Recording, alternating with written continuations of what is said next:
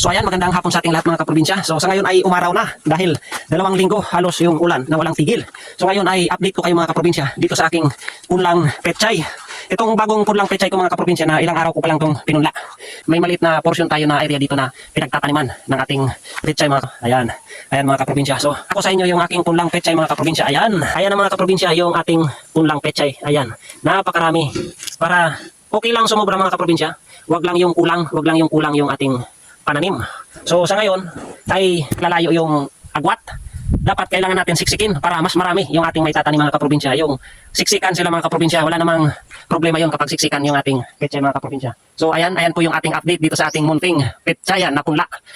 Yun po yung ating update sa ating punlang pechay na naman. So maraming salamat po sa mga followers and viewers ko at sa lahat po ng mga kaprobinsya natin dyan na nakaka-relate ng aking content na buhay probinsya. So buhay probinsya, buhay magtatanim, buhay magsasaka dito sa probinsya. So masaya tayo sa ating ginagawa. Ini-enjoy natin yung buhay dito sa probinsya. Simpleng-simple lang ang buhay mga kaprobinsya. At sa simpleng pagtatanim, hindi na natin bibilhin yung ating pang-ulam-ulam dito. Libre na mga kaprobinsya at pwede pa tayong magbenta para makapag-generate ng income sa atin. Malaking tulong po sa atin yun. Malaking bagay po to. Malaking bagay po yun sa ating mga kaprobinsya. So maraming salamat po sa inyo. Shout out po sa lahat ng mga Bicolanong Uragon, mga Manoy, mga Manay. So shout out po sa inyong lahat. Kaway-kaway po tayong lahat mga kaprobinsya. Maraming salamat po. God bless. Peace. Bye. Alright. Gang.